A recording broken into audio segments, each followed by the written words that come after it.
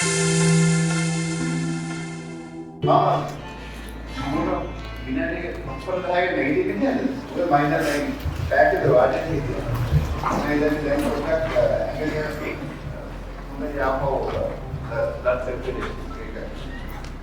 Thank you so much. ආදීනා. මම හිතනවා අපි අයිනේ මම ඇත්තටම මම ගොඩක් කිව්වා ඒ වගේ පැත්තක් ගැන අපි ඉතින් කතා කරලා නෑ සාමාන්‍ය කවුද ඒක.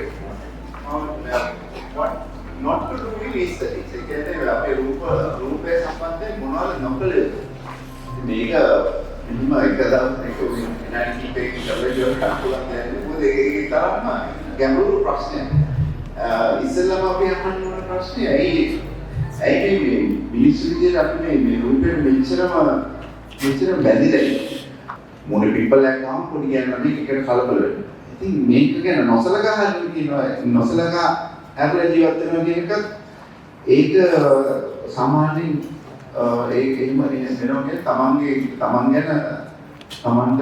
තමන්ට බලාගන්න තිබෙන අපහසුතාවයක් තියෙන කෙනෙක්. ඉතින් අපි දන්නවා ලෝකයේ තියෙන ස්වභාවය තමයි අපි මේ පැත්තට යනවා ඒක නවත්තන්න බෑ මේ තියෙන සමාජ රටාව අනුව ගොඩක් අය යනවා මේ ඉස්තරින් නැත්නම් පොස්ට් රූපලාවන්‍ය සම්බන්ධ දේවල් ගැන හොය යනවා දැන්. තව ලස්සන වෙන්න ඕන. මම තව ලස්සන වෙන්න ඕන. ඊළඟට ඕනම ප්‍රොසීජර් එක රිස්ක් එකක් තියෙනවා දැන්. මේ කිසිම දෙයක් අවධානයක් නැතුව කරන්න බෑ. මොකද අපි දන්නවා ආසාත්මකතාවය ඇලර්ජික්ස් කියන පුළුවන් මොන කෙනෙකුට ඒත් එක්කම මේ කරන ඩිස්කස් කරන්න පුළුවන්. අපිට ටිකට්ස් අනිත් එක ෆේක් ප්‍රොඩක්ට්ස්. දැන් අපි දන්නවා මේ රටේ තියෙනවා ඔබ දන්නවා රසදිය වලට සුදු වෙනවා. ඒ සුදු වීම කෙලවර වෙන්නේ පිළිකාවක්. මතක තියාගන්න කොහේ ගියොත් එතෙන්ට ලයිසන් එකක් තියෙනවා චෙක් කරගන්න මේ කරන දේවල් කරන්න පුළුවන්ද කියලා. අපි දන්නවා මේ පාරවල් අයින් කොණ්ඩේ කරනවා. ඔක හරියන්නේ නැහැ. ඇසවල ආවොත් මුළු ඔළුවම විනාශ. ඉතින් කොණ්ඩේ හිටවන එකේ ඉඳලා ප්‍රශ්න උගා.